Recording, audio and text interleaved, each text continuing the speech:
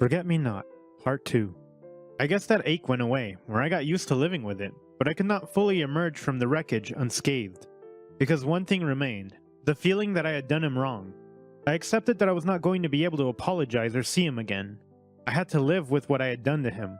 The look on his face haunted me for so many months. And what did I throw it all away for? The approval of a family which did not even see me and a society which preached hypocrisy. By the time I realized the gravity of what I had done, I could not undo it.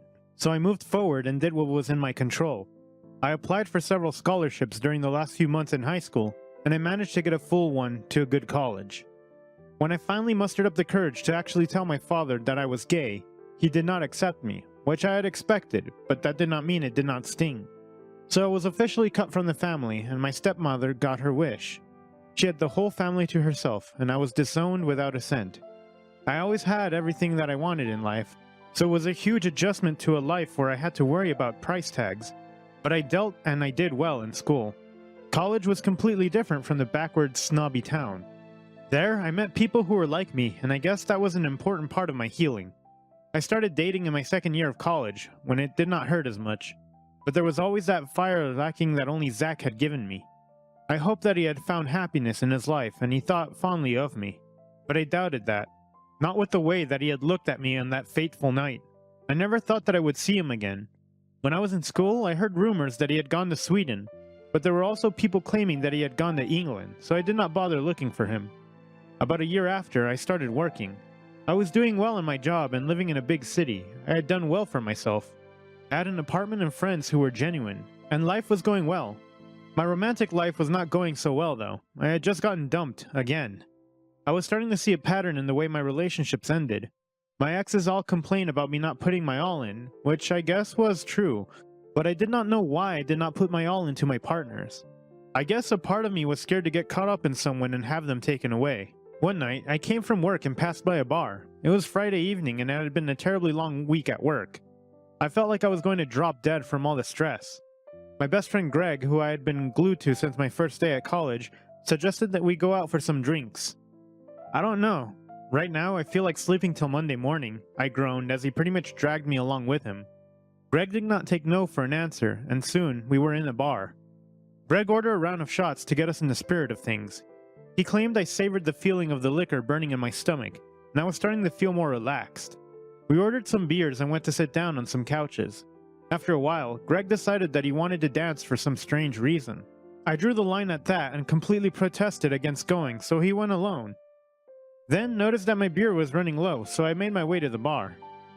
I could not even get the attention of the barman due to the many people who were there, and I had kind of gotten tired of shouting my order. Then I heard him. I nearly missed it, but I did not. His voice had gotten huskier, but he still had the distinct accent that he had due to traveling so much. "Here, I ordered two and I really don't think that he will be able to hear you right now," he said. I knew before he even turned around that it was him. Out of the sea of voices, I would recognize that voice which made my heart beat so fast. His eyes widened when I turned around and he froze. It felt like time stopped at that moment, however ludicrous that might sound. He had gotten older, his hair was longer and he was wearing more formal clothes, but it was still him. My first love.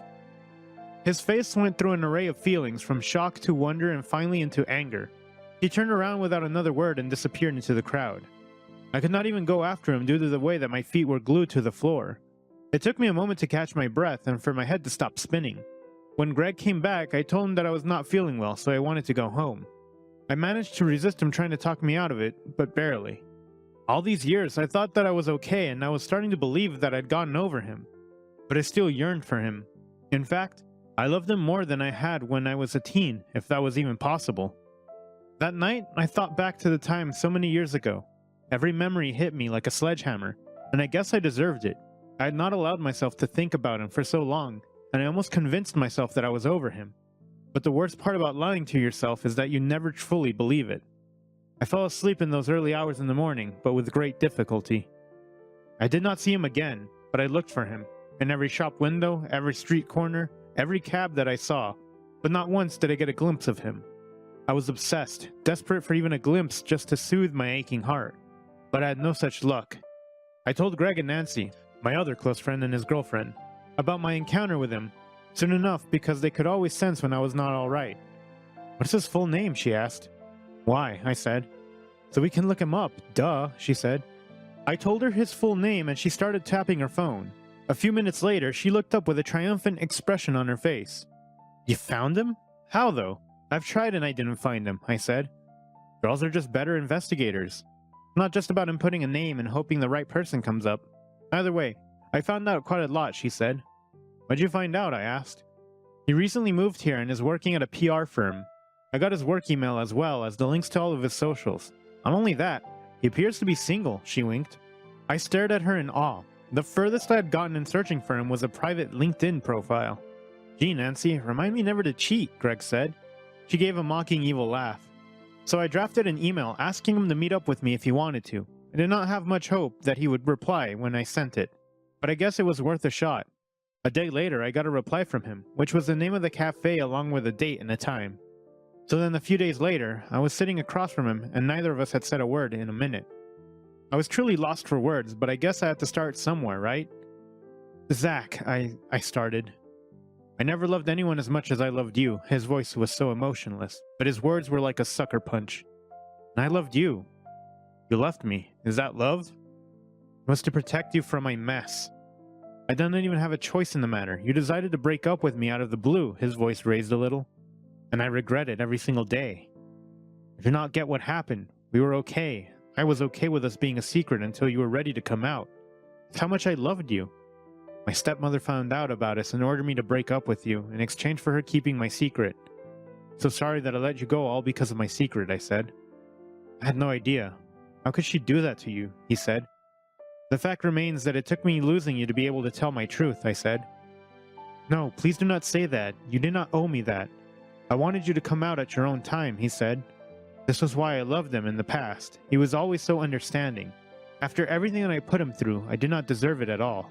I should have been completely transparent with him. I had a part to play no matter how much he reassured me. You're going to do that thing you always used to do, he chuckled. You're deep in thought, thinking of a way to argue with me. Look, I was hurt when we broke up, and I could not wrap my head around what happened. She gave me answers that I needed so that I could move on with my life, he said.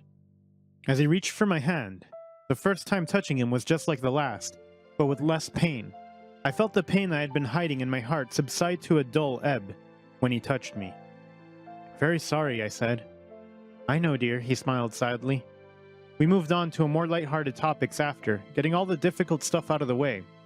I did not believe in things like fate and destiny, but meeting him had to be my gift from the universe. Despite being apart for such a long time, we carried on as if a day had not passed. We could still carry on a conversation, and he still managed to pick my brain about stuff that no one else even talked about. I did not want the day to end. It felt surreal, but unfortunately, he had a meeting to attend, but he gave me his number before he left. Email is a bit formal, is it not? He smirked.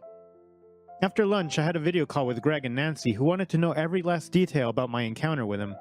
I summarized the whole interaction, and when I got to the part where he gave me his number, Nancy was pretty much squealing. Greg and I rolled our eyes at her. What? It's just so cute, I can't. Is there any possibility of you two getting back together again? She asked. I doubt, I said. We will see. I've never seen you like this before, man. It's like you are buzzing, Greg said. Oh, nonsense, I protested. Except it was not nonsense, and he was actually right. I felt like I was buzzing after that interaction with him. We started talking back and forth for the next couple of days, and I could not put my phone down. We had so much to catch up on and tell each other. I'm not a texter by any means, but I found myself sending paragraphs to the guy. It was like we did not even run out of stuff to talk about. We ended up scheduling a lunch a few times into the texting. We both had busy jobs and our timetables often clashed, since he lived far from me. But we made an effort and decided to go on a walk together. And guess where we found ourselves? A bookstore. The thing about bookstores and libraries is that you can often find yourself spending hours there without noticing it. I was just reading the synopsis of a book called Aleph when he shoved the book in front of me. Dude, The Thin Executioner, it's been so many years, I exclaimed. The nostalgia was too much for me to handle. The first Darren Shawn novel you recommended to me, he said fondly. Let us buy it. Then we can read it together, I suggested. Great idea, he said as he led the way to the checkout point. So then we found a bench in the park and took turns reading alternate chapters. I could not remember the last time that I was so happy or at peace. We did not get through the whole book, of course. since it was long, but we were a few chapters in when it started to rain. We quickly ran for cover, laughing with glee. We found refuge in a small cafe, which was where we remained for a while. It's a bit late and quite cold. Should probably call an Uber and go, I said. Right, he said as he started to type on his phone. A few minutes later, our ride arrived, which was when he realized that we lived on opposite ends of the city. Oh, I can just wait for another one, he smiled sheepishly. Nonsense, you could be dropped off first. I'm not in that much of a rush to go home. Plus, it's getting late, I said. Okay. On the entire ride to his place, we spoke a bit, but not that much. I was deep in my thoughts as I realized how much I still loved him. Spending the day with him had done nothing but affirm my feelings for him. There could not be anyone but him for me. I was stuck on him, but I heard him. He would never take me back. Soon the Uber pulled up at the apartment building. I turned to look at him and say goodbye, but I did not expect the next words that came out of his mouth. Do you want to come in? For an hour? I can drive you home later on.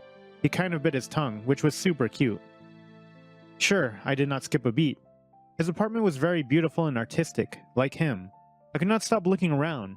He fetched a blanket and gestured for me to sit on the couch. We looked at each other for a while, and then it kinda got awkward, and of course, we had to start laughing. What is wrong with you? I could not help giggling as well. Nothing, I just did not think we would be here together, he smiled. Me neither. You do not mind me asking. It might be a delicate subject, but what happened with your family? He asked. Oh, I ended up coming out, got kicked out, went to college on a scholarship, and I never saw them again, I shrugged. Sorry. Don't be. They could not accept me, so I moved on and found people who would. I remembered my mother's last words. I shrugged. I'm proud of you, he said, bringing me in for a hug. When I pulled away, I said something that had been clear to me for a very long time. Love you, I said. As soon as I said that, his lips were on mine. It was like we were never apart. His kisses still gave me a feeling of warmth, deep in my heart. I have no idea how long we were tangled in each other's bodies, but time did not exist for us. It never had. I love you, he shouted. I laughed as I embraced him. I cannot let you go again. Forgive me for rushing. Do not apologize, my heart is yours. It's always been. Nothing will separate us again, he said, as he brought me in for a slow, passionate kiss. I melted into his embrace, and I was glad to do so. His words rang true, for we were engaged 3 months later. We were certain about each other and did not want to waste any more time. I was sure of it. I wanted no one else but him in my life. We had been torn apart before, but nobody would ever succeed again. We had a small intimate ceremony with our close friends and his parents present. I never heard from my family again, but I did not need them because I had found people who loved me for who I am. Being afraid of who I was led me to make a mistake that I almost could not undo, but never again. Sometimes you have to live for yourself and stop living for people who love you conditionally. Once you take that first step into being unapologetically yourself, you will be glad. I fall more and more in love with Zach every day, and I will make up for the lost time for the rest of my life. The end. Donate to us on Ko-fi to support our channel, link in the description. Thanks for watching, consider subscribing to become part of our Rainbow Force, and stay wholesome.